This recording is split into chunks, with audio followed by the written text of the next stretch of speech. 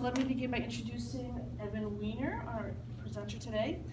Journalist Evan Weiner, who started his career, you probably heard this already, I think, in Rockland County, Yes, I did, WRKL, 1972. in radio at the age of 15 in 1971, as well as working with the Nyack Journal News, is a recognized global expert of the politics of sports business.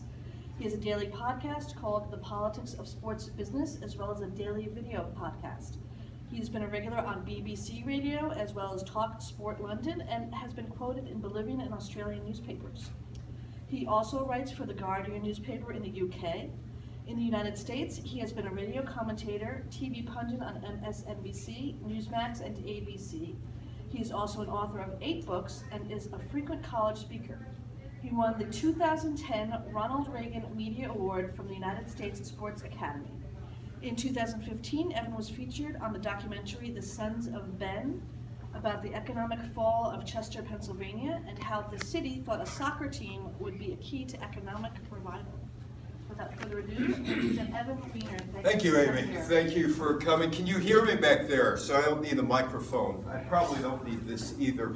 But I did start in Rockland County in 1972, and I was here through 1981. And Rockland County gave me a whole lot of good things, including my first scoop, which was at the Tappan Zee Manor back in 1978, when a very drunk John Lindsay came up to me, put his arm around me, said, "I like you, and I'm going to tell you something." And I said, "I've never met you." And I was 21 years old, and Lindsay said, "Because I like you so much, I'm going to tell you I'm running for Senate."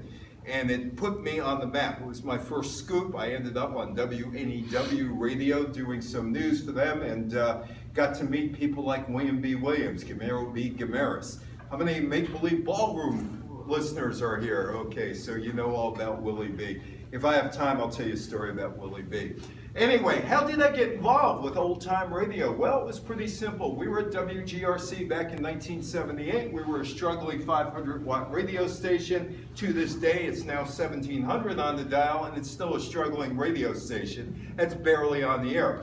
One of the things that we tried to do to save the radio station, or at least increase the listenership, was on the weekends, on Sunday. We had a block called Old Time Radio, the theater of the imagination, where we'd have first Jack Benny, then Burns and Allen, and then we'd have maybe the Inner Sanctum, or maybe The Shadow, or maybe something else they would follow. And when you're 21 years old, 22 years old, old-time radio isn't all that cool. But then you start listening to it, and you say, okay, I watched Jack Benny on TV. He was pretty good on TV. But then you listen to the radio, and pretty good became great.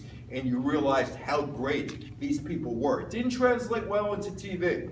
It was a radio, and you had to imagine things that happened on the radio. Now,